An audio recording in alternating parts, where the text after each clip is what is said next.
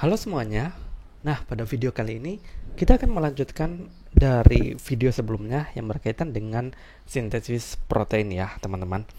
Nah, pada video sebelumnya kita udah belajar tentang konsep apa itu sintesis protein.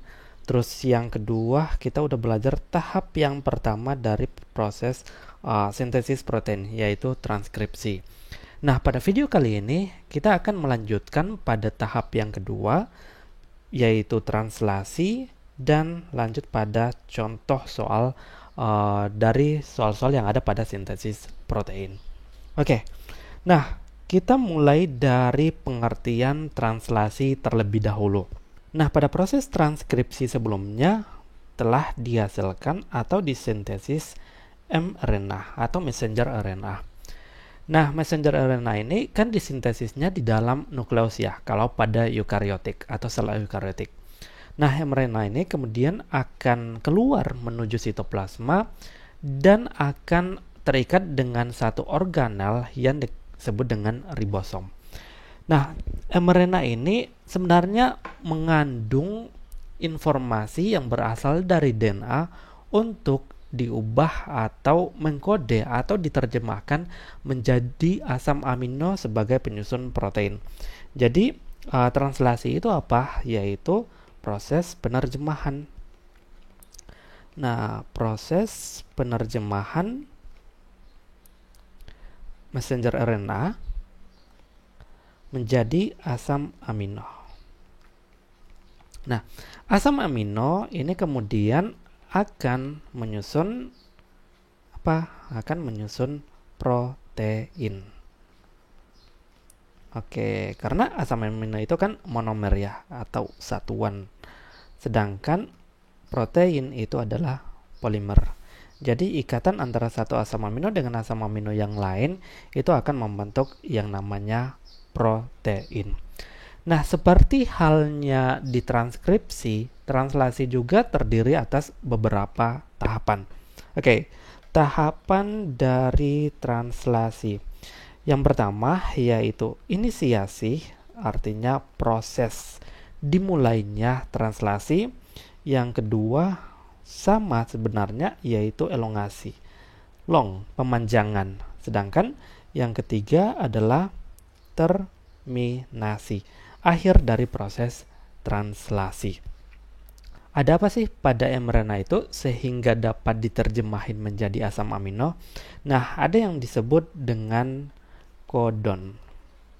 Oke, tapi sering juga disebut dengan triplet kodon ya. Triplet itu kan 3 ya. Nah, jadi tiap 3 basan nitrogen, misalnya ini 1, 2, 3. Oke. Nah, tiap 3 basan nitrogen pada mRNA itulah yang disebut dengan kodon ya, teman-teman. Tiap kodon ini akan menentukan satu asam amino. Nanti akan ada tabel asam amino yang akan saya tunjukkan di akhir ya. Nah, untuk tiap kodon ini dia akan diterjemahin jadi satu asam amino. Asam amino yang diterjemahin ini kemudian akan saling berikatan membentuk polimer yang kemudian sebagai penyusun dari protein itu sendiri. Ada hal yang perlu diperhatikan untuk proses translasi ini, yaitu ada kodon start dan kodon stop. Kodon start itu apa? Kodon start itu adalah AUG. Asam aminonya itu adalah metionin. Nah, sedangkan untuk kodon stop itu ada 3. Yang pertama UAA, kemudian UAG, dan yang ketiga UGA. Nah, jadi ketika pada mRNA itu terdapat kodon start ini, AUG, maka proses dari translasi itu dimulai dari sini. Oke, dimulai. Nah, sedangkan ketika pada mRNA itu mencapai kodon stop, salah satu dari ketiga kodon stop ini, maka proses translasi itu akan berhenti. Nah, ini yang perlu diperhatikan ya. Jadi ada kodon start dan ada kodon stop. Nah, untuk asam amino yang lain, teman-teman itu nggak perlu menghafal ya, karena sebenarnya juga akan disediakan tabel asam aminonya baik di soal SBMPTN ataupun di soal-soal Olimpiade pun akan disediain tabel asam aminonya. Nah, cuman teman-teman perlu mengingat ini atau menghafal ini. Codon startnya adalah AUG, codon stopnya adalah UAA, UAG, dan UGA. Oke, ini berkaitan dengan komponen yang pertama pada translasi, yaitu mRNA. Ada hal yang penting di sini, yaitu terdapat kodon. Kita ke komponen yang selanjutnya dari translasi, yaitu organel yang disebut dengan ribosom. Oke, teman-teman sebenarnya udah belajar struktur ribosom ini di kelas 11 materi sel ya, organel sel. Nah, untuk ribosom sendiri terbagi menjadi dua bagian. Yang pertama adalah subunit besar, dan yang kedua adalah subunit kecil. Jadi subunit besar dari ribosom sama subunit kecil. Nah, pada subunit kecil dari ribosom itu terdapat mRNA binding site atau situs pengikatan mRNA. Jadi si mRNA itu terikat di mana? Jadi mRNA itu akan terikat di sini. Di subunit kecil dari ribosom. Sedangkan pada subunit besar dari ribosom itu terdapat 3 situs. Nah, kalau kita perhatikan di sini ada situs A, kemudian situs P, dan situs E. Situs A, P, dan E ini sebenarnya adalah tempat dari tRNA. Apa sih yang membedakan antara ketiga situs ini? Oke, yang pertama ada situs A. Nah, situs A ini diambil dari kata amino asil. Jadi tRNA yang datang, nah tRNA yang membawa asam amino itu akan terikat di sini atau akan menempati situs A pertama kali. Nah, dia akan membawa asam amino. Kecuali pada tRNA inisiator ya, kita akan pelajari selanjutnya tRNA inisiator itu atau tRNA yang pertama kali yang membawa asam amino untuk kodon start. Nah, itu dia menempati yang P. Tapi untuk tRNA yang selanjutnya pada proses elongasi itu urutannya mulai dari situs A ini. Dari situs A ya. Kemudian dari situs A, tRNA ini akan pindah ke situs P. Nah, P ini apa? Diambil dari nama peptidil tRNA. Nah, pada situs P ini tRNA itu terikat pada ujung 3 aksennya peptidil ya, atau polipeptida yang merupakan ikatan antar asam amino. Nah, terus setelah menempati situs P, maka ke situs ketiga. Nah, di sini tRNA udah nggak mengikat peptidil atau polipeptida, dia sebagai situs E ini sebagai tempat keluar, exit. Nah, jadi tRNA yang membawa asam amino, kemudian dia lepas, dia akan keluar dari ribosom. Jadi ini ada situs A, P, dan E. Nah, untuk lebih jelasnya prosesnya akan kita bahas ya. Mungkin di sini teman-teman masih agak bingung apa sih prosesnya A, P, E itu kayak gimana. Kita akan bahas selanjutnya ya. Nah, ini adalah komponen dari translasi yang kedua, yaitu ribosom. Yang pertama tadi mRNA. Terus yang ketiga, nah ini dia, ada tRNA. RNA ini kan kalau kita belajar strukturnya terdiri atas satu untai ya. Satu untaian. Oke, kita lihat ini sebenarnya semuanya 3 gambar ini tRNA, cuma dari kiri ini struktur yang kompleks, kemudian yang kedua ini disederhanain, dan yang ketiga ini semacam simbol ya, persimbolan ketika menjelaskan proses dari translasi ini. Nah, kalau kita lihat struktur molekul dari si tRNA yang ini, nah dia itu hanya terdiri atas satu untai. Kelihatannya kan di sini kayak DNA ya, 2 untai, tapi sebenarnya dia saling melilit gitu. Coba kita lihat, hanya ada satu untai, ada ujung 3 dan ujung 5 aksen. ujung 3 aksen dan 5 aksen. Nah, ujung 3 aksen ini sebagai tempat atau sebagai ujung yang mengikat asam amino. Nah, kemudian berakhirnya di ujung 5 aksen. Kalau kita sederhanain lagi gambar ini kayak gini. Oke. Nah, pada gambar yang kedua ini tRNA-nya membentuk struktur seperti ini. Nah, ada yang juga menyebutnya seperti daun semanggi ya. Kita lihat ujung 3 itu yang mana? Nah, ini ujung 3-nya. Nah, RNA itu kan sebenarnya polimer dari nukleotida. Oke, kita lihat ini ada basa nitrogen yang menyusun dari rantai RNA ini. Nah, ada hal unik yang ada pada tRNA ini yang disebut dengan antikodon. Oke, antikodon. Nah, antikodon inilah yang akan komplementer dengan kodon pada mRNA. Ketika cocok, maka asam amino yang dibawa oleh tRNA itu akan terikat dengan tRNA yang lain pada ribosom. Jadi kodon dan antikodon ini saling komplementer ya, komplementer atau berpasangan, di mana A berpasangan dengan O, dia berpasangan dengan C atau sebaliknya. Di ujung 3 ini juga sama, ini sebagai tempat pengikatan asam amino ya. Nah, kalau kita lebih sederhanain lagi kayak gini, jadi hanya dilihatin antikodonnya aja. Karena kenapa? Antikodon inilah yang akan komplementer dengan kodon, inilah yang akan menentukan asam amino yang dibawa oleh tRNA yang kemudian akan membentuk polipeptida. Jadi inilah gambar dari tRNA, dari struktur molekulnya disederhanain jadi simbol kayak gini. Nah, sekarang kita akan lanjutkan pada proses dari translasi. Oke, ini nih.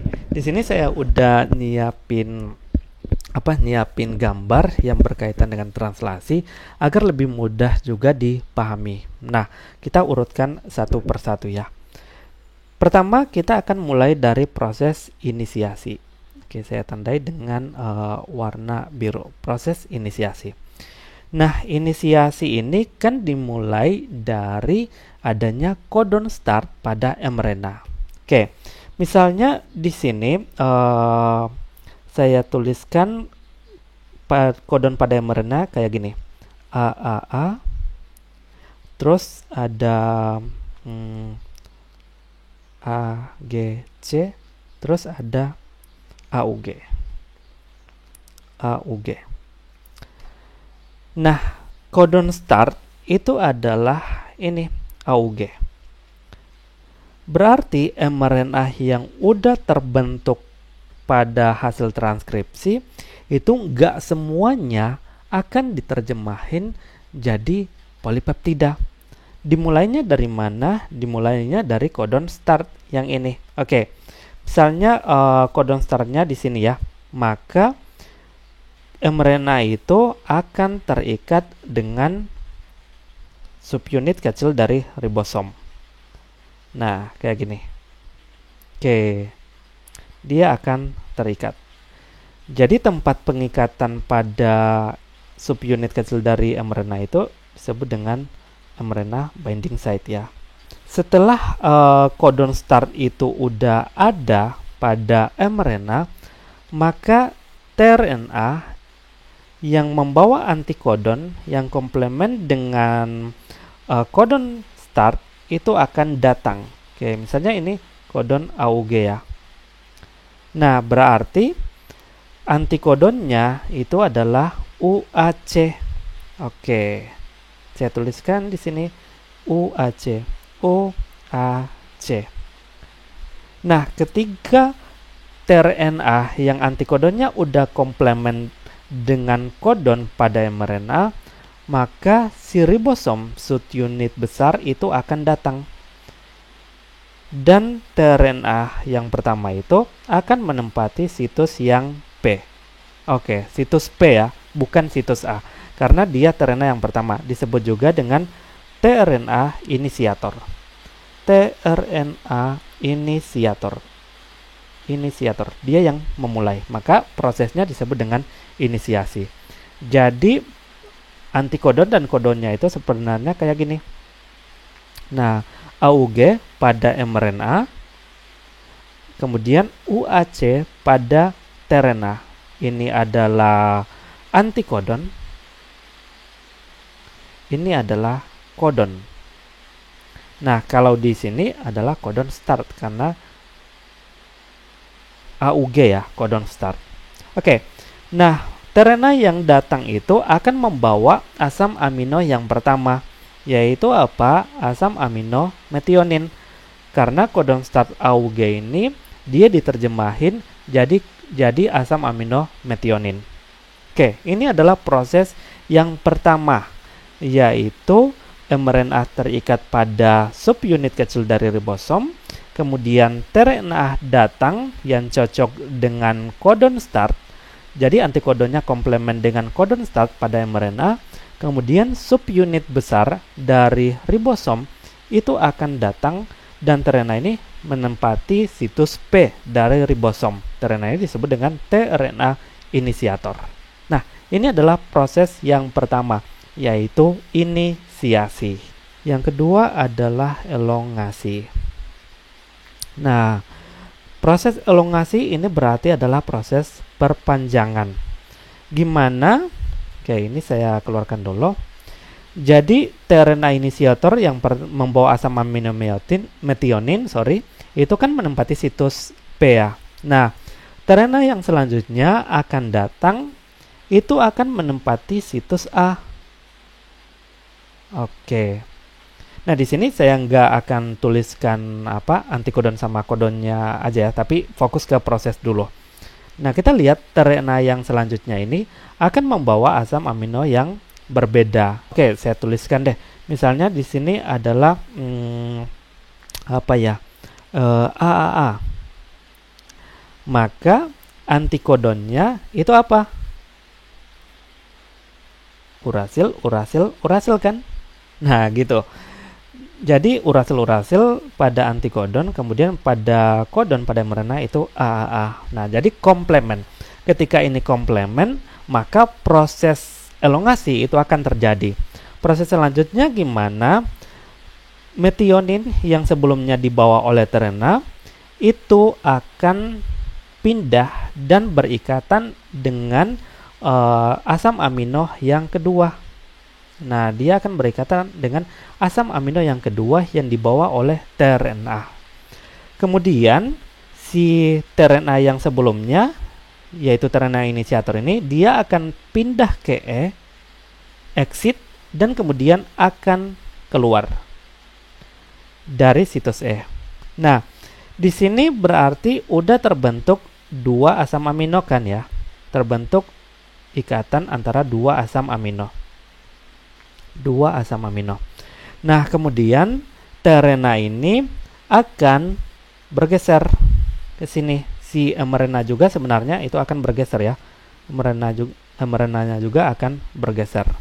Nah, tRNA dari situs A ini akan pindah ke situs P yang juga udah membawa dua asam amino yang terikat. Makanya disebut dengan peptidil. Situs P-nya peptidil karena tRNA yang menempati di sini udah dalam bentuk polipeptida ya pada ujung 3 aksennya. Nah, sekarang kita lihat ini berlangsung secara terus-menerus. tRNA yang baru akan datang lagi menempati situs A. Kemudian ketika cocok antara antikodon sama kodon pada mRNA itu cocok, maka asam amino berikutnya itu akan menambah rantai dari asam amino yang sebelumnya. Nah, asam amino pada tRNA yang menempati situs P itu kemudian akan terikat lagi pada tRNA yang baru datang yang terikat pada situs A. Kemudian proses selanjutnya akan pindah ke exit dan seterusnya dia akan keluar. Si tRNA yang datang tadi yang udah punya 3 asam amino di sini, dia akan berpindah lagi ke situs P. Oke, dan ini berlangsung seterusnya ya. Ini ngikut. Nah, ini ngikut. Oke, bentar. Ini berarti udah ada 3 asam amino yang terbentuk. Nah, proses inilah yang disebut dengan elongasi. Oke, kita cukupkan deh jadi 4. tRNA-nya datang lagi. Si mRNA-nya dulu yang bergeser, kemudian tRNA-nya datang lagi. Nah, terus membawa asam amino yang berbeda. Asam amino yang pada tRNA di situs P itu akan berpindah ke tRNA pada situs A, kemudian dari situs P itu akan ke E, kemudian exit, dia akan keluar, terus dari situs A berpindah lagi ke situs P yang sudah membawa, di sini ada 4 asam amino yang udah saling terikat. Nah, ini adalah proses dari elongasi ya. Proses ini akan terhenti ketika pada kodon mRNA itu sudah ada kodon stop. Misalnya saya kasih di sini ada UAA. Nah, UAA ini berarti menandakan bahwa proses translasi berhenti di sini. Yang akan datang selanjutnya itu bukan lagi tRNA, akan tetapi satu molekul yang strukturnya sama dengan tRNA yang disebut dengan release factor. Oke, disebutnya dengan release factor. Release factor ini menandakan bahwa proses translasi telah berakhir. Dengan adanya release factor pada situs A pada subunit besar dari ribosom, maka ribosom ini akan terurai. Subunit kecilnya akan kepisah. Oke, si mRNA-nya juga akan lepas. Subunit besar juga akan lepas. Nah, jadi di sini udah ada polipeptida. Si tRNA yang sebelumnya juga ini kan udah meninggalkan situs dari subunit besar kan. Nah, di sini berarti udah ada polipeptida yang kita dapatkan dari proses elongasi tadi. Oke, saya cantumkan di sini deh. Nah, inilah yang disebut dengan polipeptida. Polipeptida yang kemudian akan membentuk protein ya. Yang akan membentuk protein. Oke, protein ini akan jadi enzim atau hormon atau protein struktural atau protein penyusun tubuh dari makhluk hidup. Oh ya, pada tahap ketiga tadi terminasi ya. Terminasi itu ditandai dengan adanya release factor yang tadi menempel pada situs A dari subunit besar. Nah, tahap ini disebut dengan tahap terminasi. Ditandai dengan kodon stop pada mRNA, kemudian release factor itu akan datang. Nah, jadi ini adalah tahapan dari inisiasi, yang kedua adalah elongasi, dan yang ketiga adalah terminasi dari proses translasi. Kita coba latihan soal nih di akhir video ini yang berkaitan dengan proses sintesis protein. Oke, soalnya kayak gini. Diketahui untai DNA template. Nah, kata kuncinya DNA template sebagai berikut. Tentukan mRNA. Jadi yang pertama mRNA dan protein yang terbentuk. Oke, kita lihat di sini ada DNA template. Oke, untuk memudahkan ingat berarti ujung 3 aksen sama ujung 5 aksen itu adalah DNA template. Nah, kita sebenarnya dari DNA template ini udah bisa langsung ditranskripsi ke mRNA. Tinggal dikomplementkan aja kan. Tapi coba kita latihan. Misalnya ketika DNA non-template-nya ditanyain juga, nah kita bisa lengkapi. Berarti pasangan pada DNA itu kayak gini. Pada DNA, A berpasangan dengan T, G berpasangan dengan C. Sedangkan kalau pada mRNA, saya ulangi lagi ya. Pada mRNA, A berpasangan dengan urasil, guanin berpasangan dengan sitosin. Nah, kita coba lengkapi yang DNA non-template ini, non-template. Oke, misalnya di sini ada Di sini ada TAC kan ya, berarti komplemennya ATG. Nah, TTC berarti AAG. Oke. Kemudian ada AAA berarti TTT. Kemudian ada CCG. Nah, ini berarti GGC. Nah, ini udah lengkap yang non template. Sekarang kita pindah ke mRNA. Nah, mRNA yang dilihatnya di mana? Lihatnya itu dari DNA template-nya, karena sebagai pencetak kita lihat yang T pasangannya kan A ya. A pasangannya urasil. Nah, kenapa pada mRNA itu nggak ada timin? Kalau pada DNA kan timin ya. Tapi kalau pada mRNA itu urasil. Jadi A pasangannya O. Kemudian C komplement dengan G. Yuk kita lengkapi yang selanjutnya. TTC berarti AAG. Nah, AAG. Terus AAA, triple A. Di sini berarti urasil, bukan timin gitu. Terus ada CCG. Nah, berarti GGC. Terus ada ATT, yang ini ada ATT. Nah, pasangannya adalah urasil, adenin. Oke, nah kita udah lengkap yang bagian mRNA. Nah, sekarang pada mRNA ini kan kodon ya. Kodonnya. Nah, kodon ini yang akan menentukan asam amino yang terbentuk. Lihatnya di mana? Lihatnya di tabel asam amino yang ini nih. Oke, coba kita lihat. AUG ini kan kodon start ya. AUG ini adalah kodon start, maka metionin, asam amino yang pertama. Yang kedua ada AAG. Oke, ada AAG. Kita lihat AAG itu yang mana?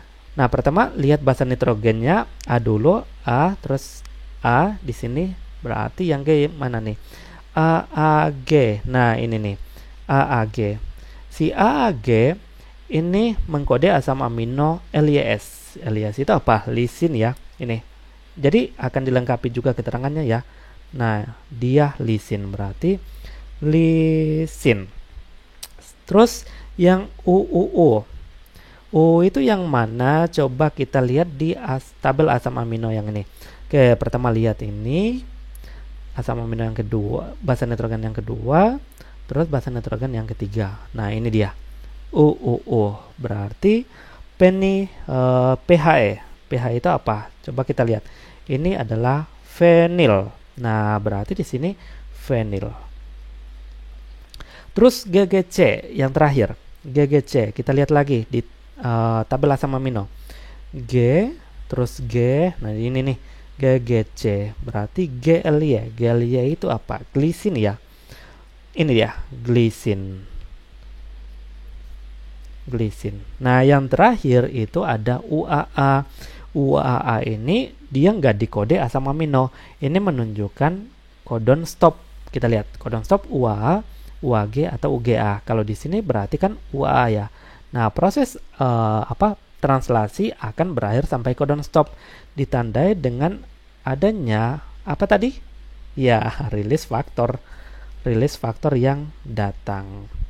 Rilis faktor kemudian akan memecah ikatan, menguraikan ikatan subunit besar dan subunit kecil dari boson dan juga mRNA. Jadi kita udah bisa dapat nih hasil akhirnya. Ada asam amino yang pertama metionin, yang kedua itu lisin, yang ketiga fenil, dan yang keempat glisin. Nah, berarti ini adalah polipeptida yang terbentuk. Kita coba latihan satu lagi. Gimana jika tRNA-nya yang ditanyain? Jika tRNA-nya ditanyain, ya udah teman-teman fokus aja pada ini. Fokus aja pada mRNA. Nah, misalnya di sini saya kasih warna yang berbeda deh. Oke. Nah, yang ditanya misalnya tRNA. Berarti kita lihat kode ini.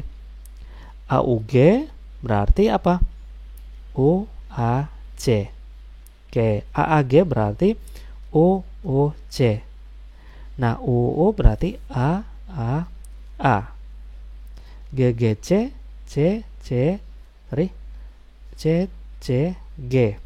Yang terakhir UAA, ini codon stop ya, yang datang release factor, bukan nggak ada antikodonnya. Nah, jadi ini kalau yang ditanya tRNA, maka jawabannya seperti ini. Teman-teman bisa fokus pada kodon pada mRNA karena dia komplement dengan ini yang disebut dengan antikodon pada tRNA. Nah, jadi teman-teman, sampai di sini pembahasan kita tentang sintesis protein. Jika ada pertanyaan, silakan bisa cantumkan di kolom komentar.